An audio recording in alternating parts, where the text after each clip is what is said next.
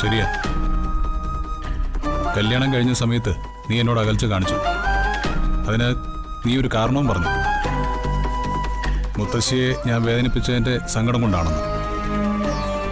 പക്ഷേ അത് തന്നെയാണോ യഥാർത്ഥ കാര്യമെന്നാ ഇപ്പൊ എന്റെ സംശയം. മഹേട്ടൻ എന്താ ഉദ്ദേശിക്കുന്നത്? നിന്റെ മനസ്സിൽ നകുലാണോ?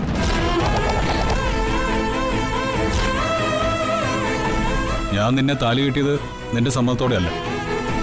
പക്ഷേ നിന്റെ മനസ്സിൽ ഞാനുണ്ടെന്ന് ഞാൻ വിശ്വസിച്ചു. ആ വിശ്വാസത്തിലാണ് അന്നങ്ങനെ ചെയ്തത്. പക്ഷേ എന്റെ മഹേട്ടൻ തന്നെയാണോ ഈ പറയുന്നത്? ഗംഗ മഹേട്ടനെ അറിയില്ലേ? മഹേട്ടനല്ലാതെ മറ്റൊരാൾക്ക് എന്റെ മനസ്സിൽ സ്ഥാനം ഉണ്ടാവുമെന്ന് മഹേട്ടന് തോന്നുന്നുണ്ടോ? അങ്ങനെയൊക്കെ ഞാനും കരുതിയിരുന്നു. അതായിരുന്നു നിന്റെ കഴുത്തിൽ എന്നെ കൊണ്ട് താലി കെട്ടാൻ പ്രേരിപ്പിച്ചത്. പക്ഷേ എന്താ ഒരു പക്ഷേ? പറ, എന്തിനാ അങ്ങനെ ചിന്തിക്കുന്നേ? എനിക്ക് കാര്യം അറിയണം.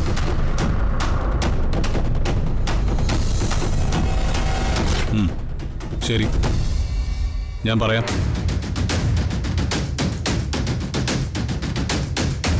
നീ നകുലിനെ സ്നേഹിക്കുന്നു എന്നതിന് എന്റെ കയ്യിൽ തെളിവുകളുണ്ട്.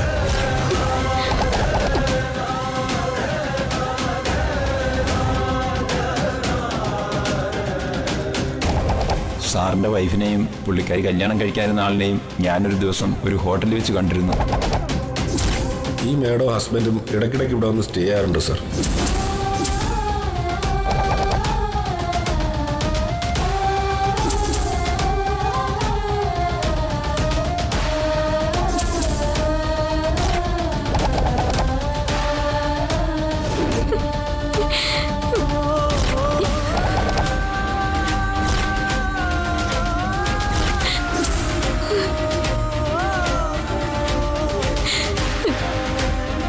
ഇതൊക്കെ പോരെ വിശ്വസിക്കാൻ? ഇല്ല, ഇതൊന്നും സത്യമല്ല. ഞാൻ ഒരു ഹോട്ടലിലും പോയിട്ടില്ല. ഒരിക്കൽ പോലും നകുലിനെ വിളിച്ചിട്ടുമില്ല. ഇതൊക്കെ കള്ള. ആരോ എന്നെ ചതിക്കാൻ മനഃപൂർവ്വം പറഞ്ഞുണ്ടാക്കുന്ന ഇതൊക്കെ. ആരുണ്ടാക്കി പറയാൻ? പറഞ്ഞിട്ട് അവർക്ക് എന്താ ലാഭം?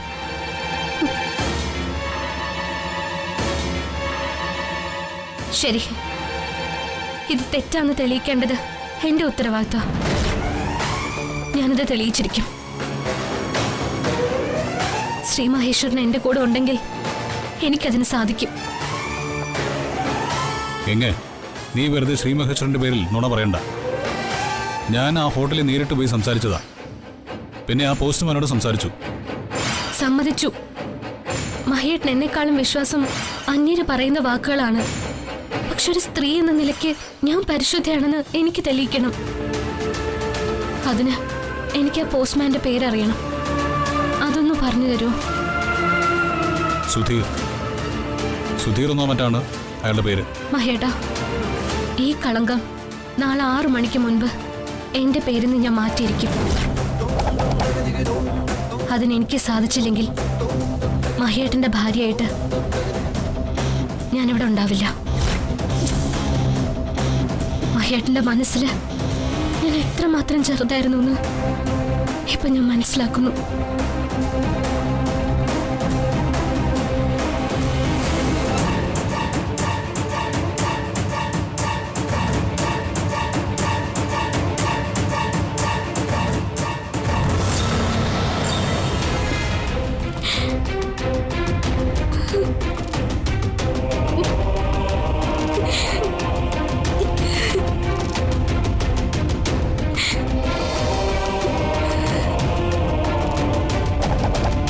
നിന്റെ മനസ്സിൽ നകുലാണോ?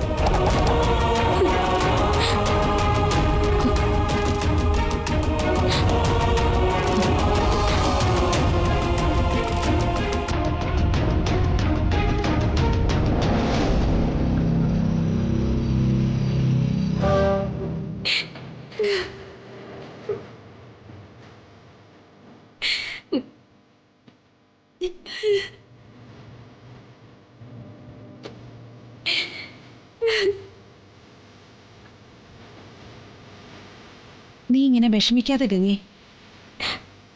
ആരൊക്കെയോ ചേർന്ന് എന്നെ ചതിച്ചതിനേക്കാളും വേദനിപ്പിക്കുന്നത് മഹേട്ടൻ ഇതെല്ലാം വിശ്വസിച്ചതില്ല ഗൗരി ചേച്ചി. സ്നേഹമുള്ളപ്പോ പൊസസീവ്നെസ്സും ഉണ്ടാവും ഗംഗേ. നീ അതത്ര കാര്യമായിട്ട് എടുക്കണ്ട. പണ്ട് കോളേജിൽ വെച്ചൊരുത്തൻ എന്നോട് തമാശക്കെന്തോ പറഞ്ഞതിന് മഹേട്ടൻ എന്തൊക്കെ പ്രശ്നം ഉണ്ടാക്കിയെന്നറിയോ? നീ തൽക്കാലം ഇതിനെ വേറൊരു രീതിയിൽ കാണാൻ നോക്ക്. ആരൊക്കെയോ ചേർന്ന് ഇല്ലാത്ത കഥകൾ പറഞ്ഞ് നിന്നെ മഹേട്ടനെ അകറ്റാൻ ശ്രമിക്കുന്നു. അപ്പോ ആദ്യം നീ ചെയ്യേണ്ടത് ആ കഥകളെല്ലാം നുണയാണെന്ന് മഹേട്ടന് മനസ്സിലാക്കി കൊടുക്കണം. ഞാനത് മഹേട്ടനോട് പറഞ്ഞു. പക്ഷെ എങ്ങനെ തെളിയിക്കണമെന്ന് എനിക്കറിയില്ല ചേച്ചി. നീ മഹേട്ടനെയും കൂട്ടി ആ ഹോട്ടലിൽ പോണം. പിന്നെ ആ പോസ്റ്റ് ഓഫീസിലും പോണം. എല്ലാം തെറ്റാണെന്ന് അവിടെ എത്തിയാൽ നിനക്ക് തെളിയിക്കാൻ സാധിക്കും. അതെങ്ങനെ? ഹോട്ടലിൽ CCTV ഒക്കെ ഉണ്ടല്ലോ. അത് നോക്കിയാ നീ അവിടെ ചെന്നിട്ടില്ലെന്ന് തെളിയിക്കാൻ പറ്റും. അത് ശരിയാ. പക്ഷെ ആ രജിസ്റ്ററിൽ പേരെഴുതിയിരിക്കുന്നതോ? അതൊക്കെ ആർക്ക് വേണമെങ്കിലും എഴുതി കയറ്റാവുന്നതല്ലേ ഉള്ളൂ. നീ തൽക്കാലം മഹേട്ടനുമായിട്ട് അവിടെ ചെല്ല്. ബാക്കി എന്താ ചെയ്യാൻ പറ്റുന്നതെന്ന് ഞാൻ നോക്കാം. ശരി ചേച്ചി, അങ്ങനെ ചെയ്യാം.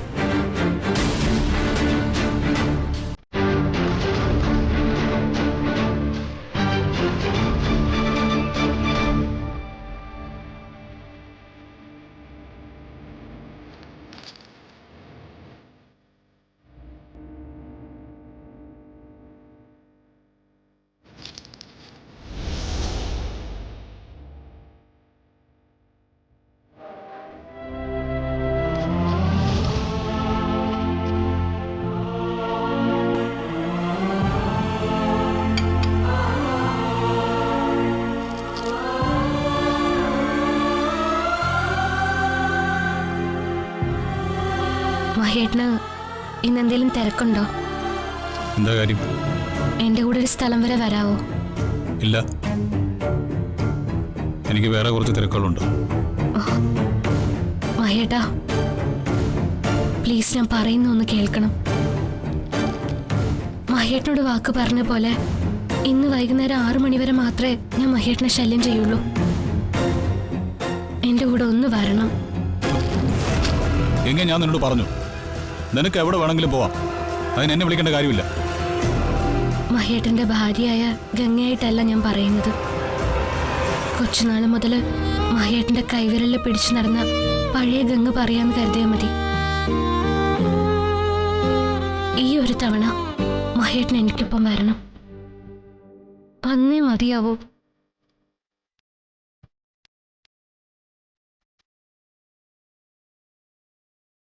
ശരി, ഞാൻ വരാം. എങ്ങനെ റെഡി ആയിക്കും.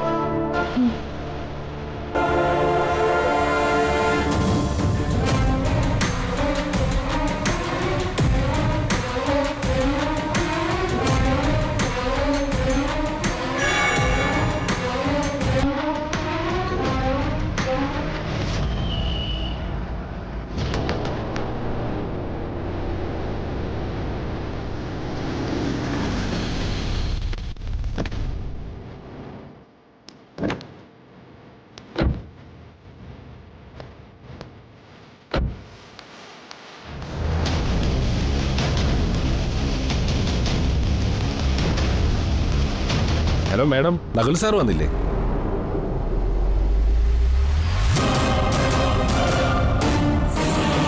നിങ്ങളാണോ ഞാനിവിടെ വന്നു എന്ന് മഹേട്ടനോട് പറഞ്ഞത്? അതെ മാഡം. സാറ് വന്ന് മാഡം ഇവിടെ വന്നിരുന്നോന്ന് തിരക്കി. രജിസ്റ്റർ പ്രകാരം മാഡവും ഹസ്ബൻഡ് ഇവിടെ താമസിച്ച കാര്യം ഞാൻ സാറിനോട് പറയുകയും ചെയ്തു. എന്താ മാഡം? നിനക്കെന്താ ഗംഗ? നീ എന്തിനാ എന്നെ കൂട്ടി ഇങ്ങോട്ട് വന്നത്? പറയാം മഹേട്ടാ. ഞാനറിയാതെ ഞാനിവിടെ താമസിച്ചെങ്കിൽ അതെനിക്കൊന്നും അറിയണമല്ലോ. മാഡം എന്താ ഈ പറയുന്നത്? മാഡത്തിനെ ഞാൻ പല വട്ടം ഇവിടെ കണ്ടിട്ടുണ്ട്. അതല്ലേ ഞാൻ ഈ സാറിനോട് പറഞ്ഞത്. ഇത് മാഡത്തിന്റെ ബ്രദർ ആയിരിക്കും അല്ലേ? ഗംഗേ, വാ പോവാ. ഇനിയും എന്നെ നിനക്ക് അപമാനിക്കണോ? ഒരല്പനേരം കൂടി നിൽക്കും മഹേട്ടാ. ഞാനിവിടെ വന്നു എന്ന് പറയുന്ന ദിവസത്തെ CCTV ദൃശ്യങ്ങൾ ഞങ്ങൾക്കൊന്ന് കാണണം. സോറി മാഡം, ഇവിടുത്തെ CCTV കംപ്ലൈന്റ് ആണ്. നിങ്ങൾ ദൈവത്തെ ഓർത്ത് കള്ളം പറയരുത്. ഞാൻ എന്തിനാ മാഡം കള്ളം പറയുന്നേ? ഇവിടെ CCTV വർക്കിംഗ് അല്ല. നിനക്കുള്ള പണി ഞാൻ തരാം.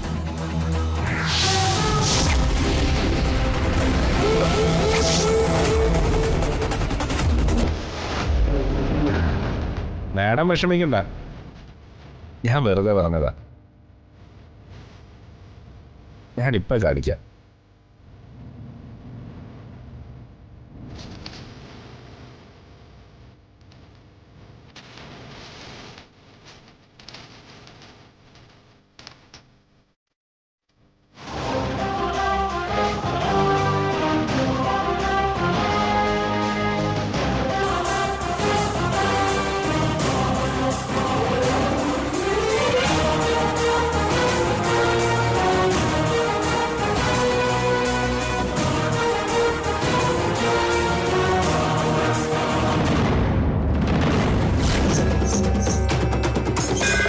ഇതിലെവിടെയാണോ ഗംഗ? അത് സാർ, എനിക്കൊരു തെറ്റ് പറ്റിയതാ. ഈ മേഡം ഇവിടെ വന്നിട്ടേ ഇല്ല. അത് വേറെ ഏതോ ഒരു ഗംഗാ മേഡമാണ്. താൻ ഗംഗയുടെ ഫോട്ടോ കണ്ടിട്ടല്ലേ വന്നിട്ടുണ്ടെന്ന് ഉറപ്പിച്ച് പറഞ്ഞത്?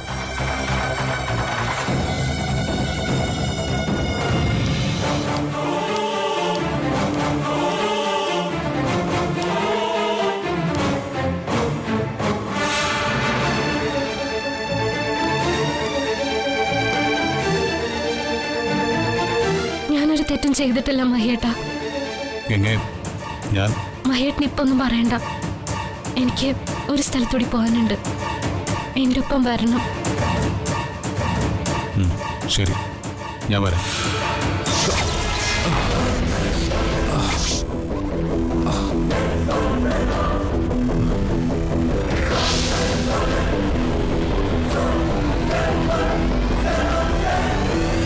പിന്നെ ഞാൻ മഹേട്ടാ, വേണ്ട. ആരാ നിന്നെ കൊണ്ട് ജയിച്ചത്? വേണ്ട മഹേട്ടാ. മഹേട്ടാ, നമുക്കൊന്നുകൂടെ കാണേണ്ടി വരും. വാ, നമുക്ക് പോവാം.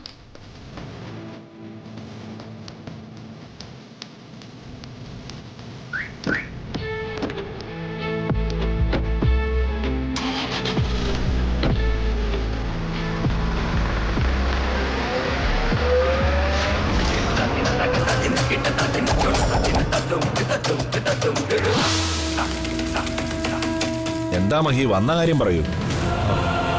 സാർ, ഇവിടെ ഒരു പോസ്റ്റ്മാൻ സുധീറല്ലേ? അയാളൊന്ന് കാണണമായിരുന്നു. സുധീറോ? അങ്ങനെ ഒരാൾ ഇവിടെ ഇല്ലല്ലോ.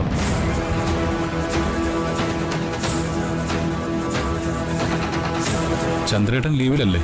അപ്പൊ പകരം വന്ന ആളല്ലേ ഈ സുധീർ? അതിന് ചന്ദ്രൻ ലീവ് എടുത്തിട്ടില്ലല്ലോ.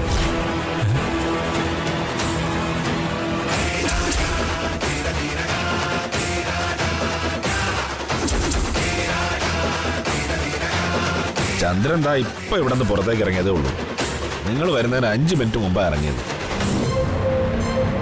അപ്പോ സുധീർ എന്നൊരാൾ ഇവിടെ ജോലി ചെയ്യുന്നേ ഇല്ല അല്ലേ? ഇല്ല. എന്താ കാര്യം? ഏയ്, ഒന്നുമില്ല. ഒരു പേഴ്സണൽ കാര്യം ഉണ്ടായിരുന്നു. ഓ, കുഴപ്പമില്ല. സോറി. ഓക്കെ, ശരി. എങ്ങനെ വരും?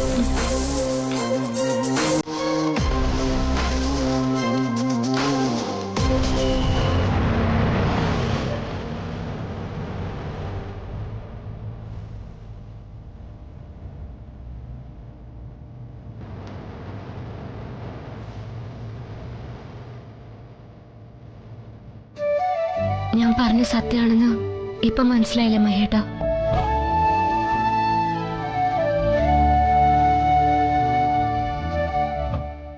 ഗംഗ, എന്നോട് ക്ഷമിക്കണം. ആ ഹോട്ടലിലെ ആള് ആ രജിസ്റ്റർ അടക്കം കാണിച്ച് പറഞ്ഞപ്പോൾ എൻ്റെ മനസ്സിൽ എങ്ങനെ ഒരു തെറ്റിദ്ധാരണ ഉണ്ടായിപ്പോയതാ. ഇനി ഒരിക്കലും ഇങ്ങനെ ഉണ്ടാവില്ല. ഇതെൻ്റെ വാക്കാ. മഹേട്ടാ, എൻ്റെ ഏറ്റവും വലിയ സങ്കടം മഹേട്ടനെ മനസ്സിലാക്കാതെ പോയതിലായിരുന്നു. ഞാനത് ഇന്നലെ മഹേട്ടനോട് ചോദിച്ചില്ലായിരുന്നെങ്കിൽ ഇന്നും ഈ കരട് ഒരു മുള്ളു പോലെ നെഞ്ചിൽ തറച്ചു നിന്നേനെ. നമ്മുടെ ജീവിതം നശിക്കാൻ അത് മാത്രം മതി മഹേട്ടാ. നമ്മളെ തമ്മിൽ അകറ്റാൻ ഒരുപാട് പേര് ശ്രമിക്കുന്നുണ്ട്. മഹേട്ടാ, തമ്മിൽ തെറ്റിദ്ധാരണ ഉണ്ടാവാതിരിക്കാൻ എന്തുണ്ടെങ്കിലും നമ്മൾ തുറന്ന് സംസാരിക്കണം. അതെ, ഗംഗ പറഞ്ഞത് ശരിയാ. ഇത് എനിക്ക് പറ്റിയ തെറ്റാണ്. ഇനി ഇങ്ങനെ ഒരിക്കലും ഉണ്ടാവില്ല. ഇത്തവണത്തേക്ക് ഗംഗ എന്നോട് ക്ഷമിക്കണം.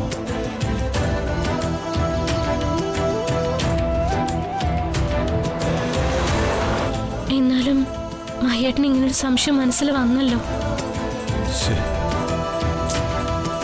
അതിന് കാരണക്കാരൻ എൻ്റെ ഒരു സ്റ്റാഫാണ്. അവനാണ് ഗംഗയും നകുലിനെയും ആ ഹോട്ടലിൽ വെച്ച് കണ്ടുവെന്ന് പറഞ്ഞത്. അയാളെ ഇനി ആ കമ്പനിയിലെ ജോലി ചെയ്യാൻ അനുവദിക്കരുത് മഹേട്ടാ. ഉടനെ തന്നെ അയാളെ പിരിച്ചുവിടണം. ആരോ അയാളെ സ്വാധീനിച്ച് അങ്ങനെ പറയിപ്പിച്ചതായിരിക്കും. പക്ഷേ ഇന്നിങ്ങനെ പറഞ്ഞൊരാള് നാളെ ഇതിലും വലിയ കുറ്റകൃത്യം ചെയ്തേക്കും. അയാളെ പിരിച്ചുവിട്ടാ അത് മറ്റുള്ളവർക്കൊരു പാഠമാവും. ശരിയാ, ഉടനെ ഞാൻ വേണ്ടത് ചെയ്തോളാം.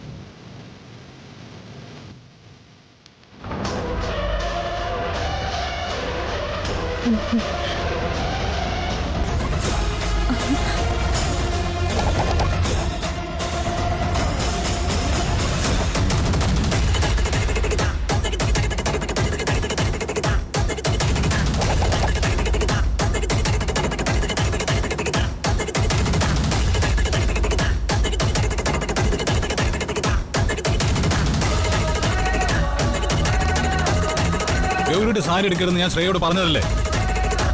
നീ വീണ്ടും പോയി ഗൗരിയുടെ സാരി എടുത്തല്ലേ? എന്റെ ഡ്രസ് എനിക്കുള്ളതല്ലേ മഹിയേട്ടാ, അത് ഞാനല്ലാതെ പിന്നെ ആരാ ഇടണ്ടേ? മഹിയേട്ടൻ ഇത് എവിടെയായിരുന്നു?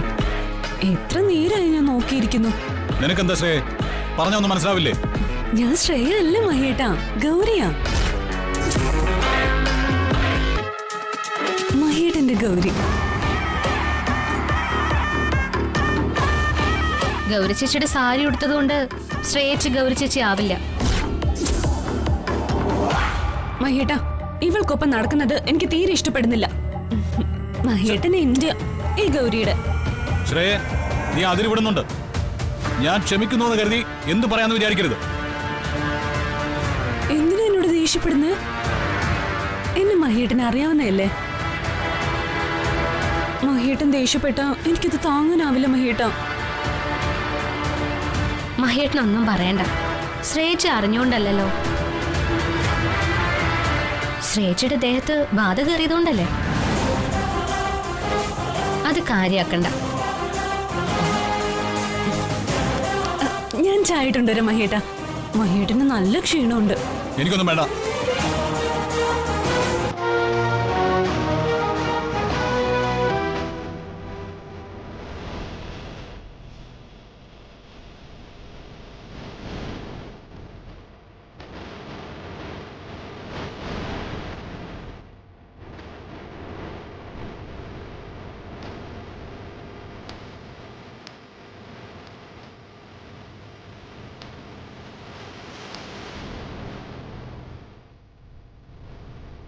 ശ്രേയയുടെ ഈ നാടകം ഇനി അനുവദിച്ചൂടാ. ഗൗരി ചേച്ചിയുടെ പേരും പറഞ്ഞ് എന്നെയും മഹിയേട്ടനെയും തമ്മിൽ അകറ്റാനാ ശ്രേയയുടെ ശ്രമം. അത് ഞാൻ അനുവദിക്കില്ല.